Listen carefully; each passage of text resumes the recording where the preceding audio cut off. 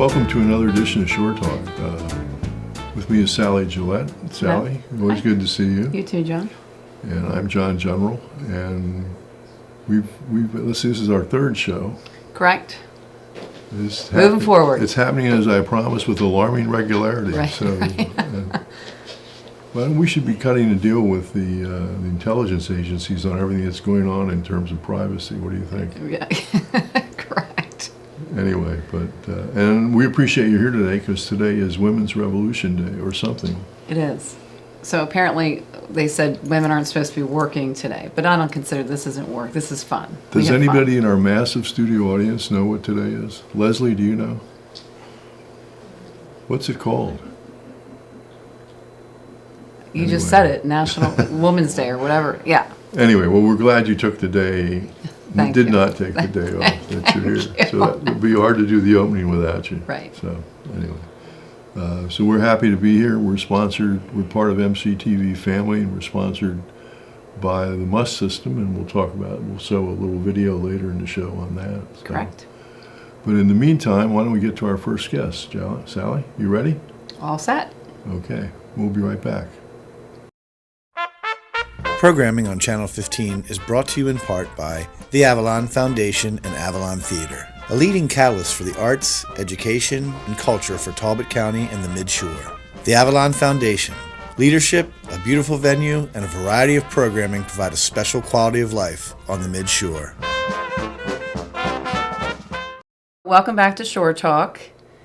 Joining us today is the talented Mr. Michael Rosado of Michael Rosado's Studio, located in the quaint, cute downtown Cambridge. Thank you very much for being here. Thank you for having me.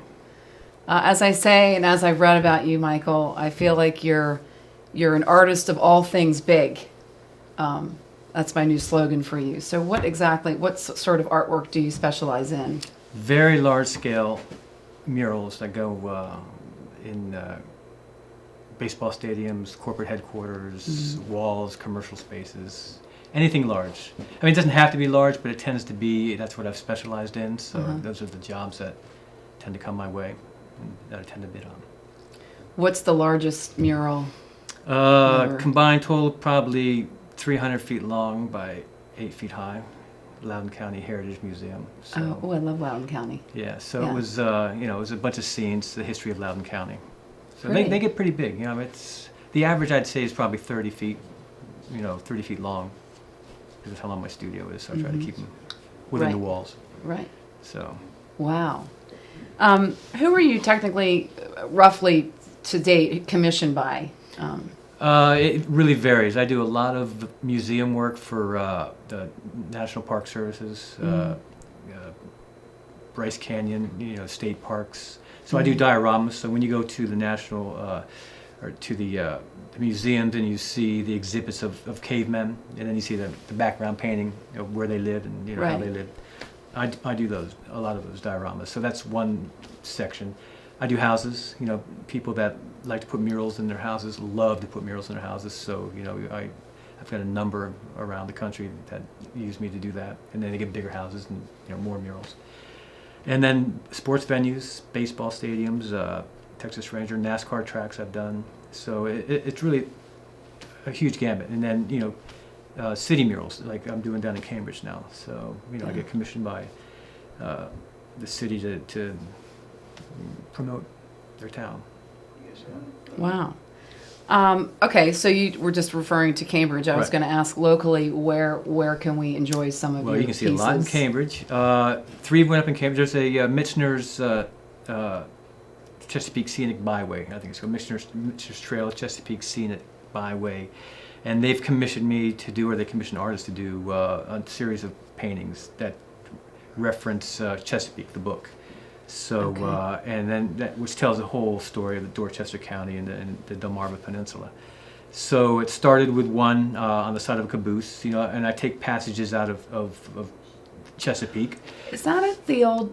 The caboose has geese flying through it, and there's a beautiful passage in Chesapeake about a father telling his sons, every year, this time of year, the geese come, and he takes them outside, and he's very excited, and they arrive. So I take that passage, and I try to come up with an idea for the mural. So there's that one. There's a big bird on the side of Clayton's that's eating a crab that relates to another story, in Is the book. Back to the Caboose, is Yeah. that by Portside? Yes, exactly. Powell? Yeah, Okay. Powell Realty. It's right on Somebody there. was just telling me about that last night. I said, I don't know if that's Yeah, it Michael's. used to be a hot Okay. dog stand.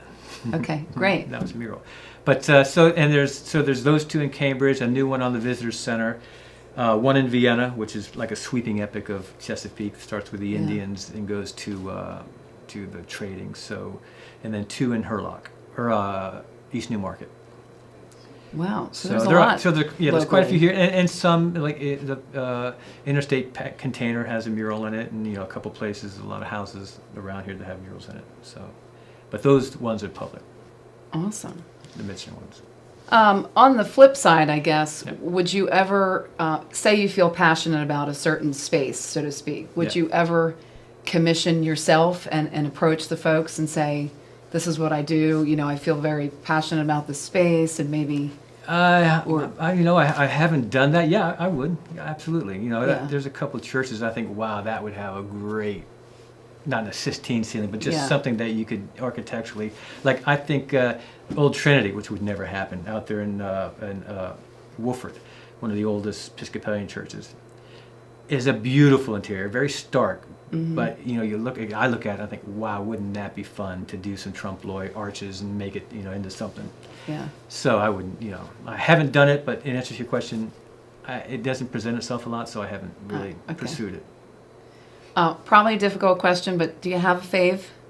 Favorite? Mm-hmm. Yeah, I mean, they tend to be not so much the painting as the people that were involved in the painting, like Mm-hmm. Oklahoma City National Memorial. I painted a mural there, and it was relatively soon after the Murrah building was destroyed, and that was phenomenal. I mean, the triumph of the human spirit in that town was incredible, and the people that curated the museum were passionate, and it was just, the connect was phenomenal. Yeah. I mean, that was great.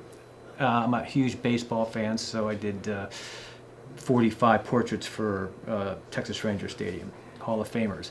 And each Hall of Famer had a great story to it, and it was done in D.C., and all these old-time baseball fans would come to the storefront I was painting in, and they would talk about paintings, so that was really cool. I could relate back to being a kid, Yeah. and, just certain ones tend to stand out more than others, and most of the time it's because the people that, were involved with it. Sure. So.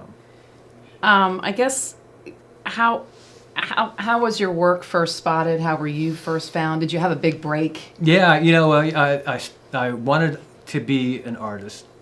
I moved to New York with no talent and realized, without talent, it'll consume you. Right. So I moved back to Washington where I worked in design, and I met a guy who asked me if I painted, and I lied, and I said, yeah, I paint. And the big break was he had a friend who was a muralist who was painting a mural for a Saudi princess, a Grecian scene. And I showed him some architecture renderings. He said, come by Monday morning. I came in, and he said, here's my sketch, go do the underpainting.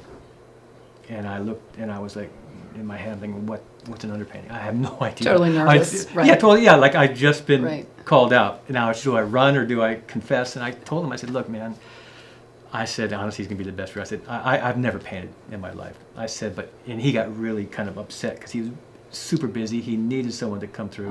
And he took the sketch and he took the bucket and he walked over the wall and he slapped on an underpainting. And I was like, oh my God, I can do that. So I took the bucket and that was the break. And then from there, it was just constant work. He was paying me $100 a day, to help him with murals. He was very talented. He had tons of work. So he would drop me on a project and say, it's yours. So I just learned by, fire. Wow. So it was There you kinda go. cool. Yeah, that was it. Yeah. See, sometimes telling a little white lie, it's okay. Oh, absolutely. Right. Yeah, It it was paid all off. for the good, right Right. reasons. Yeah, definitely. Yeah. I could paint. It wasn't a lie. Right. How do you typically source out new projects? It varies. It's word of mouth, and I've been doing it so long, and I've done, between the museum exhibit designers, between interior designers for residential museum designers for the museums, and just people who've seen my work, it comes, so Sure. I get phone calls, and Yeah. it's been coming for 25 years, so it's really kind of nice. Well, word of mouth is best, as we know. So Yeah, that's great. absolutely. Yeah. It is the best, and word of mouth always tends to be because your last project was, Sure. was worthy of spreading Right. the word. So I think about it every time I'm doing work. You know, there's no shortcuts. You just have to crank out really good work, and the rest will come. Is there anything new and upcoming locally that we can enjoy? Yeah, I heard yeah. something about the Silos project There here is, in Easton. an exciting project in Easton. It's called Icons of the Eastern Shore, and it's a gentleman, Bob Porter, who has sharper graphics, owns the building, and he wanted to do mural on that. And then he was adjacent to all these silos that Purdue owns over on Kemp Lane. And he got with Purdue, and he said, "I'd love to paint murals on these." And he started to pursue artists, around, and suddenly realized that I think I'd like it hand painted. And he and I got together, and I've done the design. It's 13,500 square feet. It's massive. Yeah. We think it's a Guinness World Record for a single artist, brushed mural. But if it's not, it doesn't matter. But it's an exciting project because it goes from the Bay Bridge to the ocean, and everything in between, and all the icons that that he's come up with, that we've come up with, that represent the Eastern Shore. And it's going to be a really fun project, but beautiful and educational, because there's 45 different icons, and they're all hidden, not really hidden, but the design of the mural is such that you can be able to identify them, so it'll be educational for kids. Educational, just wow, I didn't know that they did jousting on the Eastern Shore, and that's in there. There's a tribute to Harriet Tubman. There's a Frank Purdue, a 40-foot portrait of Frank Purdue. I mean, the silos are huge. They're 40 feet high, so there's a big story to be told, and it's in fundraising. So Yeah. if you know people that are interested and want to help out. When I first read about that, because that's right by Rails to Trails, and so when I was power walking, I said, this must be where, and so I do know the location, Oh, yeah, so I'm happy to hear that. It's that's- incredible. It's a great, he's so excited. I'm excited about it because I'd love to paint something that large, Yeah, and I yeah. love doing things on the Eastern Shore. I'm Yeah. in love with the shore, so it makes it easy to to paint. But I think it'll really dress it up, and when you do something of that scale, it has a pretty good impact. So it'll draw people Sure. to that area. It's probably hair raising. Yeah, it'll be Yeah. fun. Yeah. Lastly, I'm just sort of curious myself. I imagine, so here you are, you're commissioned by whomever to do a project. Right. So now you have to figure out what you're going to do, while also, I'm assuming, including your clients in the creative process Yeah. and managing their expectations. I imagine there could be some fun challenges with that. There is, and that's the great part of the project. I've always thought within the square, which is usually the client and their desire to have what it is, they want me to paint. Within that square, there's a lot of creativity, and that it's still their project. They're still paying you. So ultimately, they look at it every day, and it's either a success or not a success, depending on how well you listen to them and how well you delivered. I like that process. It's a little bit different than a studio artist who gets in there and just throws a paint around and shows you this is it. You like it or you don't like it. There's something beautiful, fun about that. But I like the dynamic of having to meet certain expectations, not just the clients but my own. And and within that given, having fun and be creative. And the better you listen to your client, the easier it is to paint. And if you can involve them in the painting, then they take a certain ownership, which is a lot of fun. If they say, "Wow, I'd really like to see this and that," or "Could we do that?" And it wasn't something you thought of maybe for the design, but it's not going to hurt it. Sure. And I like doing that because I know when they walk into the room, they're going to say, "I had a part of this," and that's fun. Yeah. That's what and that's the joy when you asked me earlier, the favorites, clients, working with them is always Yeah. a blast. I imagine. Only one bad one. Yeah. Tony took Well, this has been great. I'd like to hear, why don't you share with our viewers what's the best way to contact you should somebody want to commission you, and also are there any links online where we can view some of your work? Sure. I have a website. It's michaelrosato.com. One word, michaelrosato.com.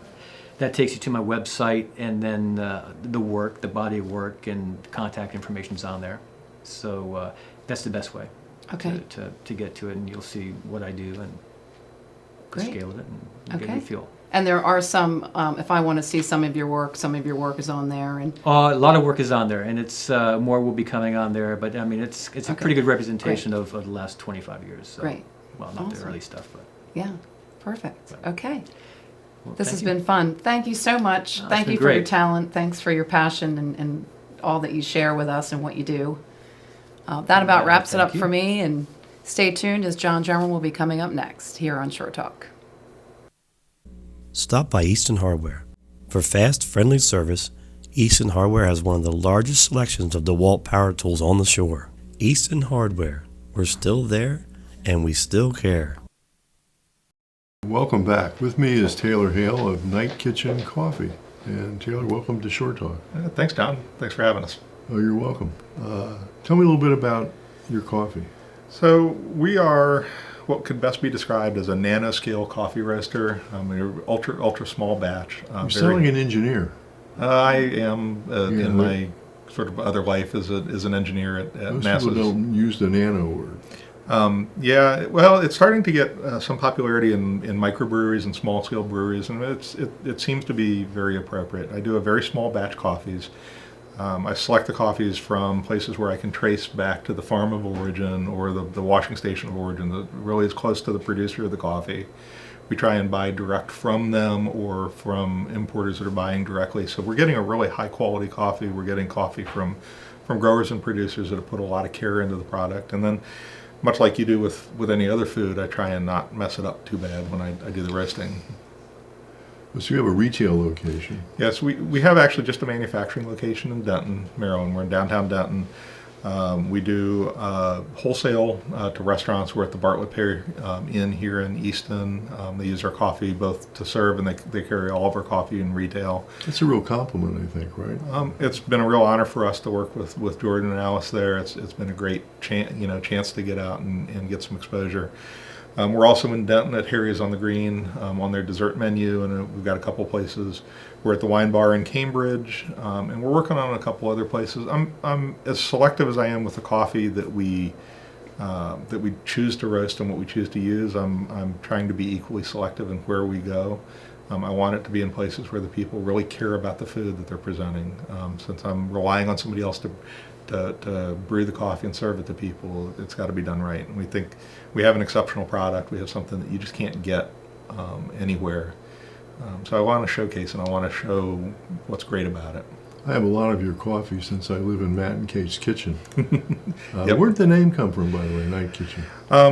It's what I was doing in our kitchen at night, every night for years going up. I've been experimenting with food, and coffee is just one of the things. We also do a series of custom spice blends. We're working on cocktail bitters. Pretty much anything I've ever eaten or drank, I've tried to make.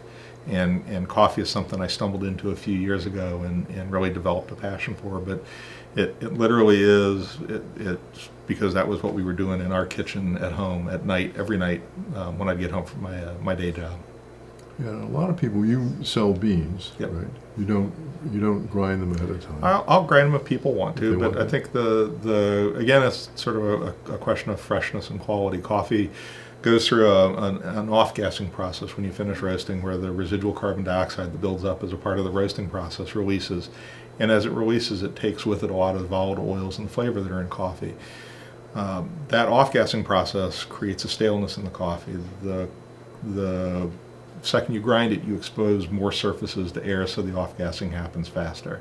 So coffee is always going to be at its best whole bean because it has less of that exposure and less pathways for those flavors to get out of the bean. What sort of coffee maker do you prefer?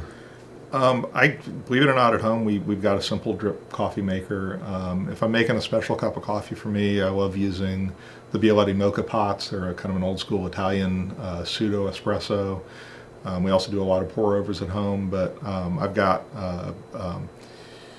a Technivorm, which is a Swiss mocha master. It's a high-end but homebrew coffee machine. And I also just got, and I'm blanking on the name of it, it'll come to me later, but another one of the just the home regular drip pots that I use to make coffee. I think as long as you have water temperature that comes out at the right temperature and you start understanding kind of the proportions of coffee to water, it's really easy to make a good cup of coffee. I was surprised on the internet the other day, they listed the top coffee maker in the world, and it's Mr. Coffee. They're not bad. The Mr. Coffees, what's unique Simple. about them is it's really simple. There's no extra added devices. So that's the case of ours. They're simple coffee makers. They do one job. They make hot water. The thing is, you want the water at the right temperature. You don't want it too hot. You don't want it too cold. There's an extraction process that the coffee goes through, and you want to hit it with water about 200 degrees. If it gets much hotter than that, you start dissolving really bittering compounds.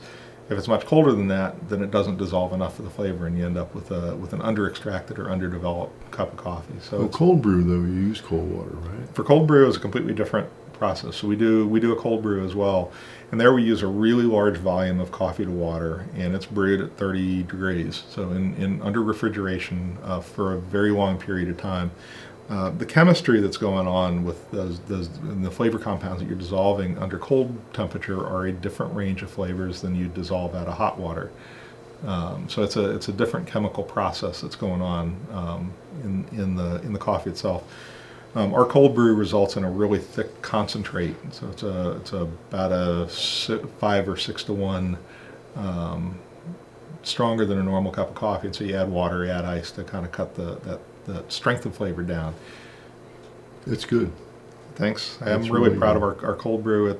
I spent a lot of time, like I've done with everything else, I've spent a lot of time researching and trying to understand what's going on, at least at the high level in the chemistry, to be able to get the best flavors out of the coffee. Well, that's the engineer in your makeup. That's probably, a function of the engineer. I've always sort of wanted to research and understand more about things, and that preceded me becoming an engineer. And you are at NASA, right? Yep, I'm at Goddard Space Flight Center. I'm a systems engineer, focusing on developing and building instrument systems that'll fly on satellites. Cool. It's almost like a day job. It's almost like working for a living. Yeah, that's great. Your missus is here today in the studio audience, Leslie. Yes, she is, Leslie. Here she is. She's behaving herself.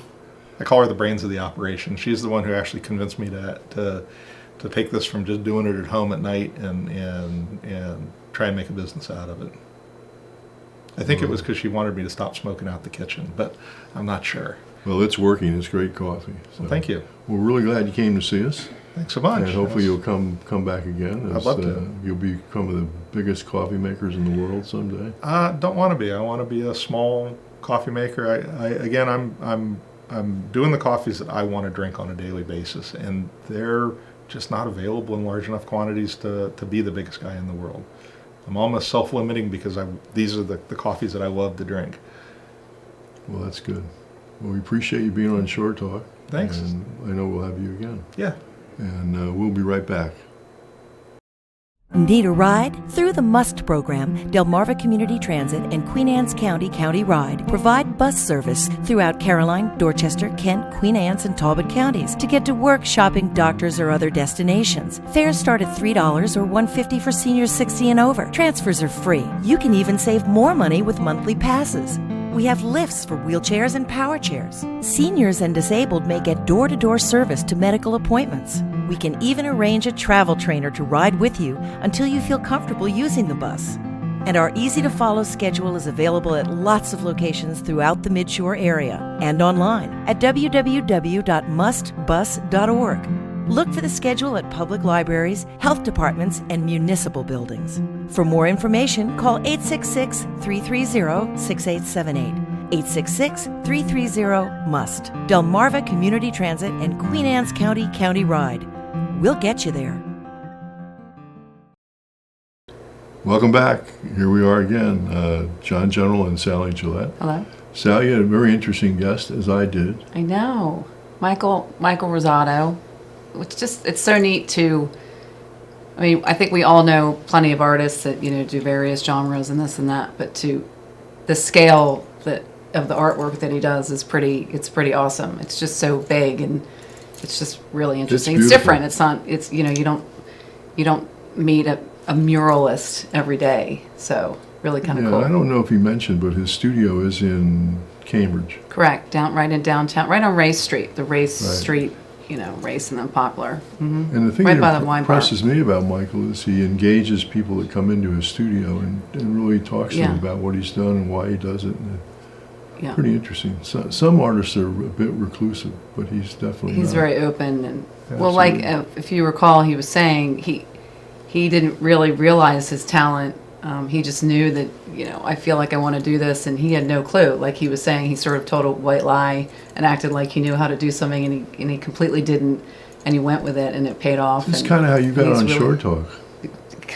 Totally. Sounds like a replay of that story. I have a little bit of background in this. It's been a while, but I have a little bit of Yeah, background. I know. Well, you're Yeah. very good at it.